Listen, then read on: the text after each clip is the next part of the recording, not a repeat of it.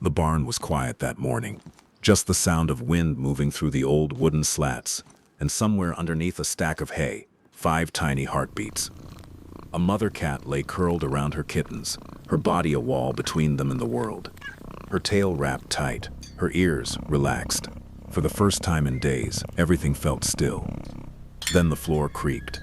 Not the soft creak of wind, a heavier one, a deliberate one. The mother cat's ears snapped up. Something was coming. At first it was just a shadow, long, low, moving slow across the barn floor. Then it stepped into the light.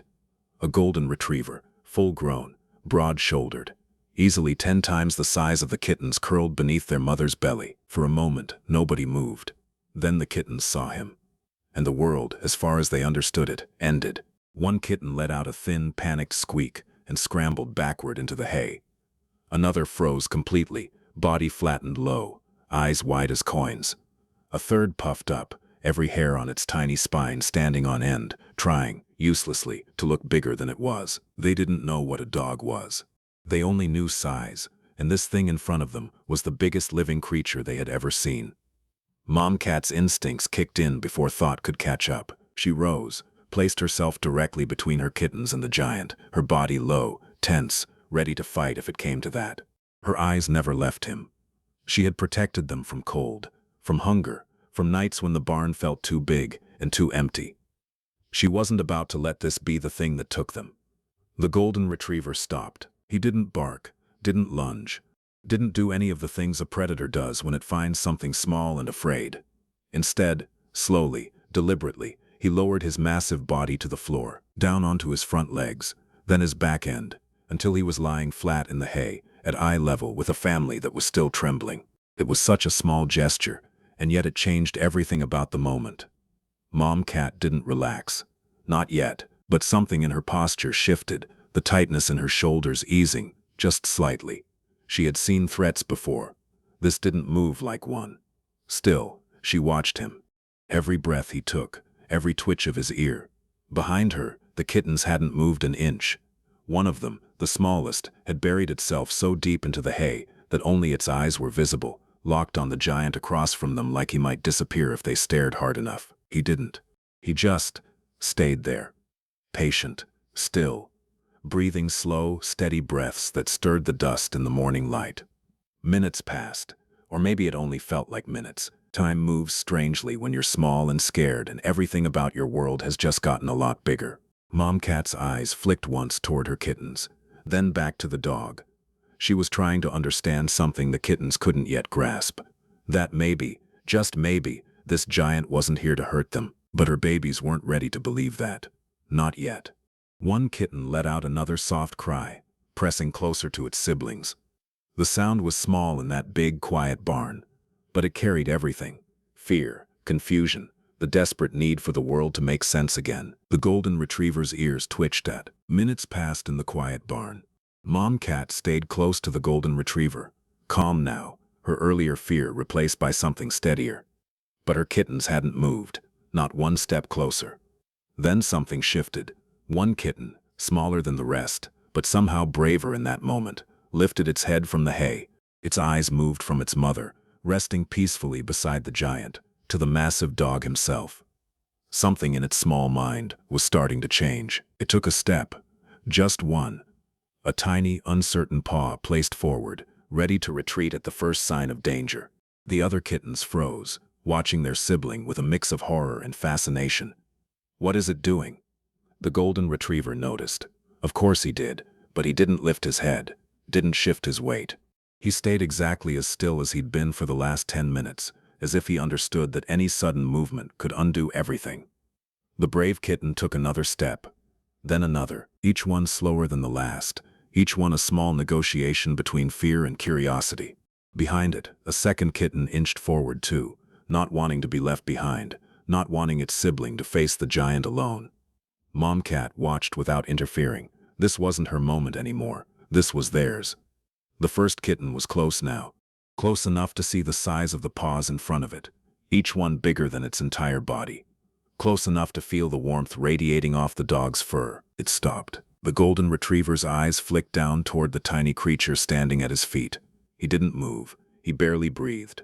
Slowly, cautiously, the kitten leaned forward and sniffed.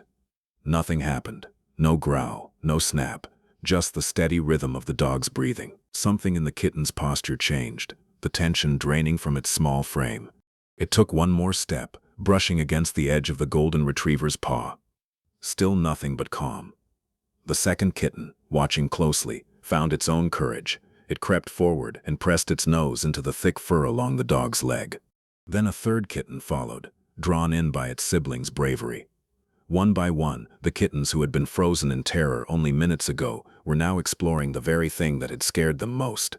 One kitten, a little too curious, wandered close to the golden retriever's face, right up near his nose, close enough that a single wrong move could have ended in disaster.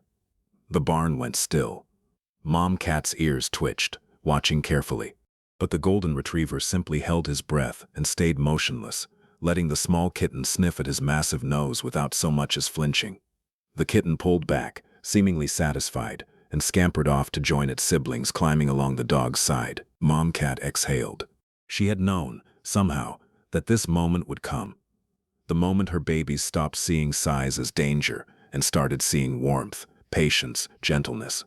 The biggest animal in the barn had the softest heart of all, and for the first time since he'd walked in, the kittens weren't hiding. They were playing. By the time the sun climbed higher over the barn, something remarkable had settled into place. The kittens who had once scattered in terror were now curled against the golden retriever's side, tiny bodies rising and falling with his slow, steady breathing. The fear that had gripped them just hours earlier felt like a distant memory. One kitten climbed along his back, unsteady, wobbling with each step, using his fur like a mountain to conquer. Another batted playfully at his tail, delighted when it twitched in response. A third had found the warm space between his front legs and simply stayed there, content. The golden retriever endured it all with the same quiet patience he'd shown from the very first moment. He didn't shift away when small claws kneaded at his fur. He didn't startle when a kitten leapt, missed, and tumbled off his shoulder into the hay. He had become something none of them expected. Not a threat, not a stranger, a protector. Mom Cat watched from a few feet away, her body finally at rest, her eyes soft with something that looked almost like pride. The same babies who had puffed up and hissed and buried themselves in the hay were now treating this giant like he'd always belonged. She thought back to that first moment, the fear in her kitten's eyes, the way they'd flattened themselves against the ground, certain that something so big could only mean danger. She understood that fear. She'd felt it too, if only for a few seconds. But she had also seen something her kittens couldn't yet recognize, that the world doesn't always work the way instinct says it should. That sometimes the biggest, most frightening thing in the room turns out to be the gentlest. It hadn't been a lesson she could explain to them, not with words, only with actions, taking that first step herself, showing them there was nothing to fear. And now, watching them climb and play and settle against a creature 10 times their size, she knew they finally understood too. As the afternoon light softened, one by one, the kittens grew tired. Their small bodies, worn out from playing, from courage, from discovery, began to slow. The smallest kitten, the same one who had buried itself so deep in the hay that morning, the one who had refused to even look at the giant dog, now made its way, without hesitation, straight to the golden retriever's side. It circled once, twice, then curled up against his warm fur and closed its eyes. Within moments, it was asleep. Mom Cat watched this final moment with quiet stillness. There was no fear left in her kitten's small, sleeping face, no tension in its tiny body, just peace. She had made the right decision. The golden retriever lowered his head slightly, resting it near the sleeping kitten, careful not to disturb it. His eyes, half closed, held the same gentle patience they had from the very beginning. What began as fear in a quiet barn had become something else entirely, a family, stitched together not by blood, but by trust. The kittens who once saw only size and danger now saw warmth and safety. And Mom Cat, who had taken that first brave step toward the unknown, understood something simple and true.